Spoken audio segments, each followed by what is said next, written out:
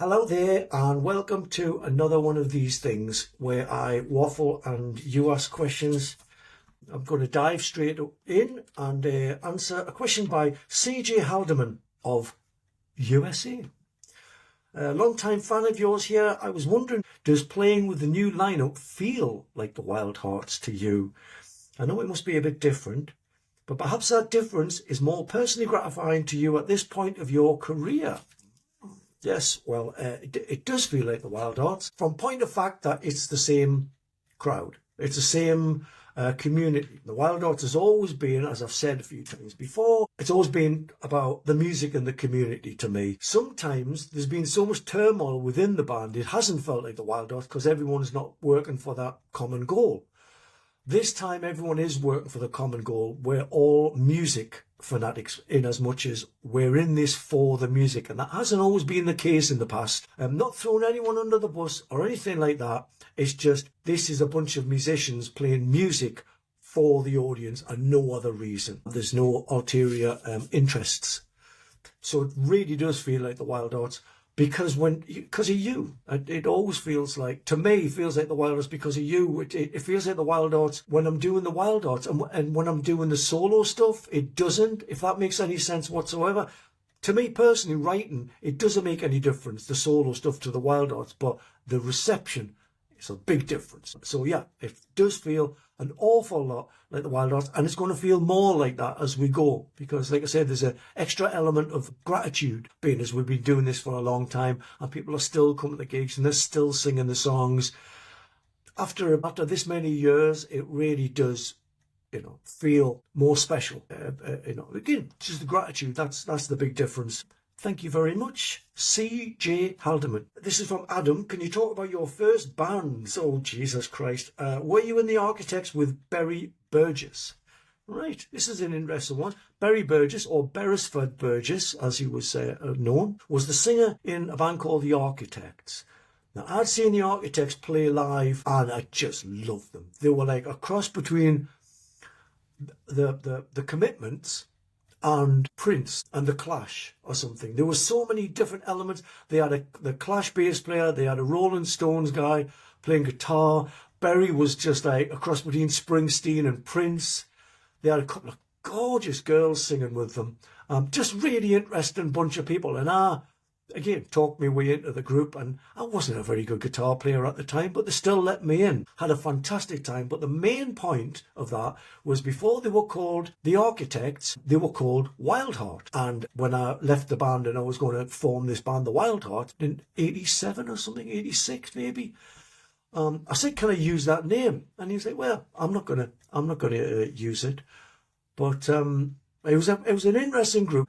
Yeah, that was the Architects. My first band was called Zigzag, and that was my first band that I'd formed and I was writing the songs for. And Zigzag were funny because at the time there was only club bands. People were playing cover versions, and I wanted to do something that mixed Cheap Trick and a bit of Motorhead in the sound, but looked like New York Dolls. I don't know if you can imagine it or not, but I can still remember it fondly. There wasn't a lot of New York Dolls-like bands in the workmen's club circuit of South Shields at the time. So we got a reputation for just looking ridiculous, and we did look absolutely ridiculous.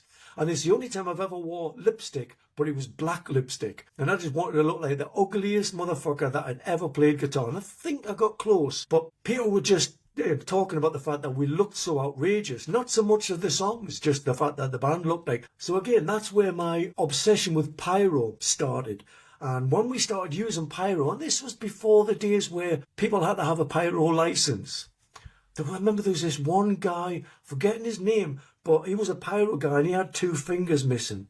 Fucking brilliant. But you'd literally go to the Pyro supply and buy the pots and then buy the little pyros that you put in there. And you're left to your own devices. And there was this one gig, and we're playing at workmen's clubs, and there's no dance floor full of people or nothing like that. The tables go right up to the stage. People have got their drinks on the table, and they're waiting for the bingo. They couldn't give a shit about what band's playing with them. So I had 8 bombs for the start and 8 bombs for the end. Big intro, big outro. And I figured, well, we don't want them all to go off at the same time, so I'll put beer mats on 8 of them. And that'll sort it. Well, can you imagine 16 pyro going off straight away? And my lasting memory of that was all of these old people on the front with a beer and a fucking gin and tonics and stuff. And every single, almost the tables went over, but the drinks just went over everybody. We just died a death after that. Fuck off! You're a fucking bunch of shit. And it was one of my proudest moments in my life. So yeah, that was my first bands. And one of my first times on stage was playing guitar in a band called The Letters. The Letters were like a punk band, but with kind of, I don't know, like a new wave pop kind of thing. Really interesting as well, like jazz. But the main guy in there was a guy called Danny Dean, who did all the artwork for PHUQ. Unfortunately, didn't stay on this world long enough. And I miss him every few days. I think about him, but he was responsible for all of that wonderful, bizarre artwork around that time. But he was also a genius musician, and he'd write all these songs, really interesting arrangements as well. But he was the first person that told me that I would be I knew two chords. And he said, oh, you're going to be a really good guitar player. I had never heard anyone compliment anyone about anything in South Shields. And he gave me this compliment. And it changed the way that I viewed myself and what I was capable of bringing to the table. Really did put like a belief in me. And I've always believed in, bigging people up ever since then. But he was an amazing fella. Just such an interesting guy. So smart. So fucking handsome.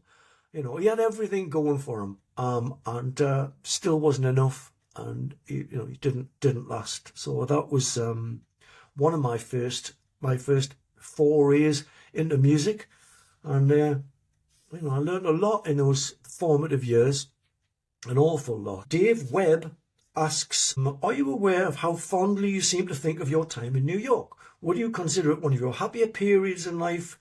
The reason I've been cautious of how to word this is I don't want to come across as preaching, although I thought you were sober throughout that time. I wondered, on reflection, your sobriety had more positive impact than you realised. I'm going to have to be careful how I word this. I've mentioned in one of the podcasts why I got sober. It was at a Trail of the Dead gig, and I made a complete and utter cunt of myself. And the next morning I was just like, I need to go into the programme. And I stayed there for a year and a half, and I really did believe in everything in the programme. I loved being sober because I was such a fuck up at the time, and it changed my whole outlook. It changed my life. Certainly changed my time in New York. So I don't even mind saying the guy's name, but Jonathan Daniel was still is a very famous manager. Managed Butch Walker. He also did Panic at the Disco and Fall Out Boy. He had his fingers in a lot of pies, and he saw me as being a songwriter in New York. And I put everything that I've got into being a songwriter, but the job isn't songwriting anymore, as I came to find out. It's producer. There is no such thing as like a songwriter. You've got to present a finished song, mixed and everything, so they can effectively take your voice off and put on Christina Aguilera or Pink or whoever it was. I'm not a producer. I don't want to be. I've never wanted to be an engineer. I'm a songwriter. I'm from the old school. I'm from the Burt Bacharach school of sit down with an acoustic guitar, or Burt Bacharach's case, probably a piano, and you write a song. And then you play it to someone, and they go and record it. So it eventually turned out that I was never going to compete in this very, very competitive market, where the production values of the song mattered more than the song itself. So it was never going to work for me. But for that year and a half, I was able to devote myself 100% into writing songs every single day. And much of those songs went on to be the 555 album. But more importantly, get in tune with my spirituality, which came from being sober. And this is the first time I got sober for any amount of time. My experience in AA was a mixed one, because I've seen AA do miracles. I've seen it save people's lives. I've seen it make people's lives. People that had nothing going on, and they learned and they thrived from the program. I personally was put off with the Christian aspect. What the Book of Bill, or the AA handbook, is a cross between Buddhism and Christianity. And it puts in a lot of informative stuff. And if you come into the program with no spiritual side, it'll give you one. And I can see why that makes a lot of people's lives better. It also comes with a lot of dogma. And there's things that if you don't do this, you'll fail. If you don't do that, you'll fail. If you, and I was just like, well, it's not open to interpretation or anyone's personal way of doing this. It was literally, if you drink, you'll die. Yeah, the program, it was too extreme. It was too extreme. Like, it's black or it's white. And that's not what life is. Life is not that extreme or that extreme. It's the grey stuff in the middle. And I found that's what was eliminated by the program. You can't use this to your structure. You've got to do this to the lesson or you're going to die. The second thing that happened was a lot of this, if you drink, you're going to die. And you couldn't even have a chocolate liqueur, because it had alcohol in it. Fuck, it doesn't have alcohol in it.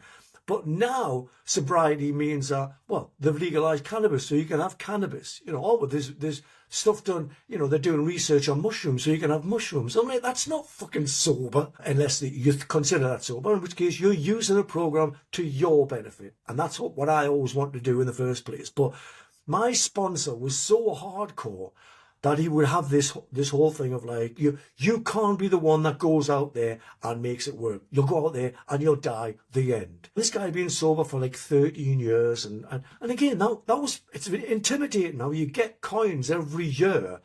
So you just join there, you've got one day and you're looking at someone, collecting their 13-year coin and you're like, that's a lot of work.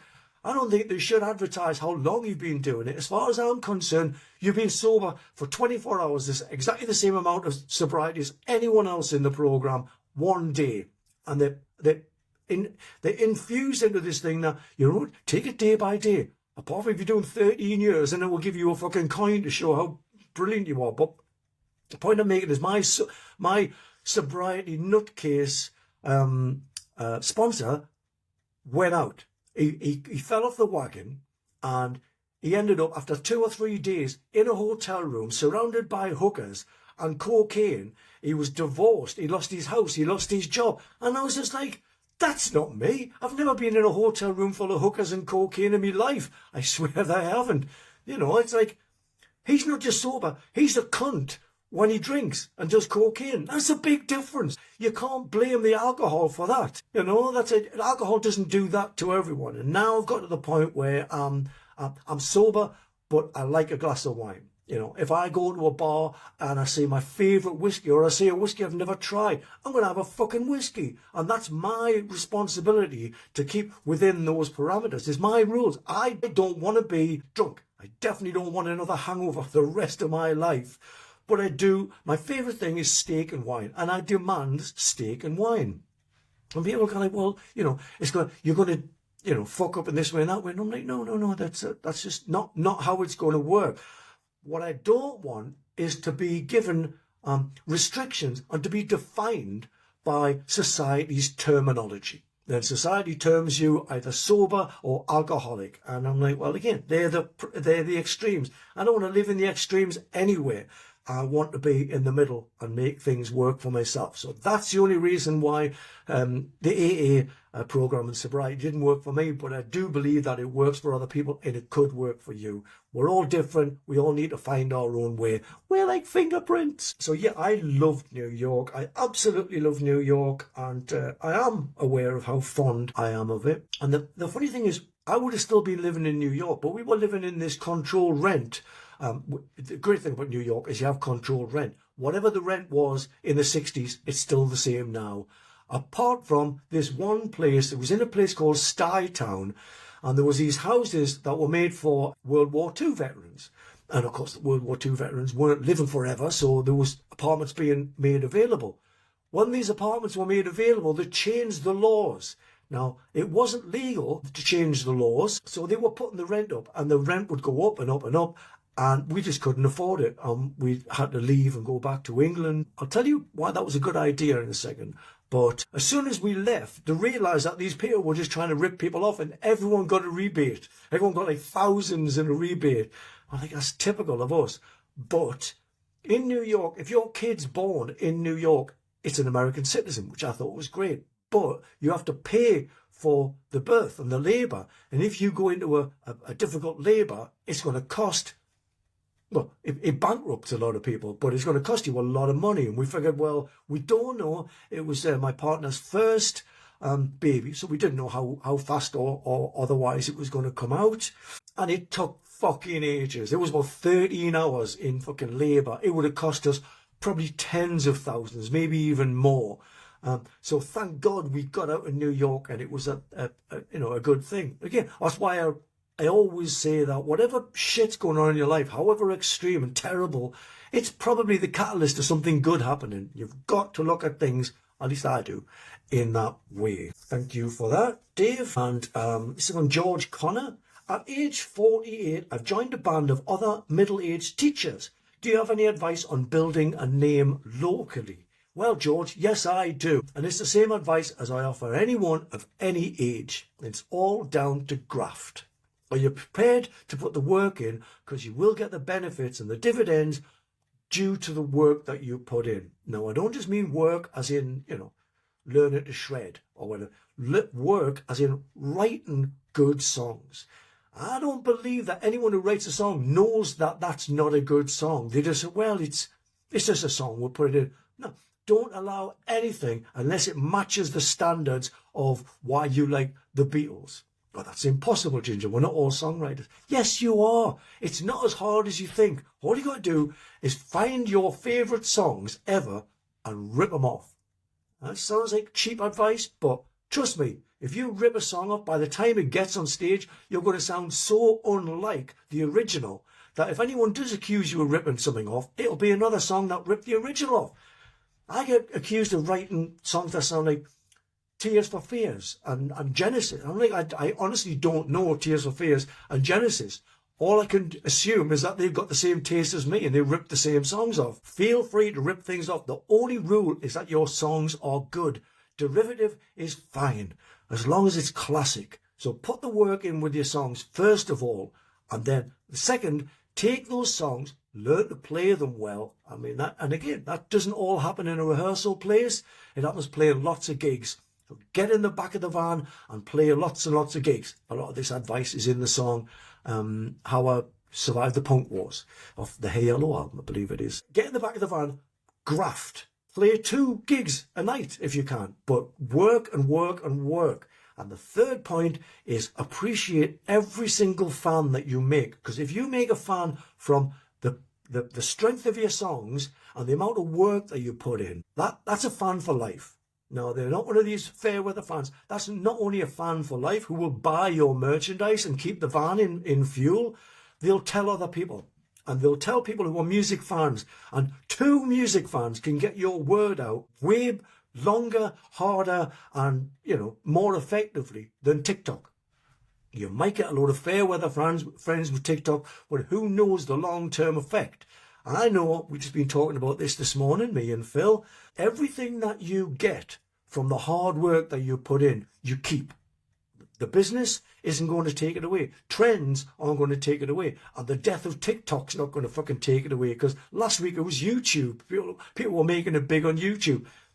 That algorithm's fucking gone, isn't it? No, there's no substitute for having great songs, learning to play them really well, playing live, not in rehearsal, and then every fan that you get, treat them like the most precious thing that you do this for, because you know what? They are. Be good to your fans and they'll be good to you. I'm an expert. I've been doing this a long time. I'm still doing it. I still have those values and I still get the same response from people.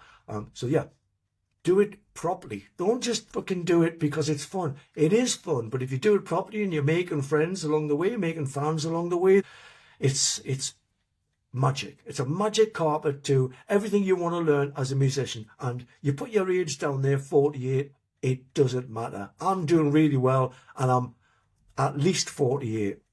It doesn't matter. Look after yourself. Do some fucking exercise. Don't look like a bag of shit. Little things like that. But yeah, the graft, it's all about the graft. There's no substitute. And then I believe you can make a success of yourself any...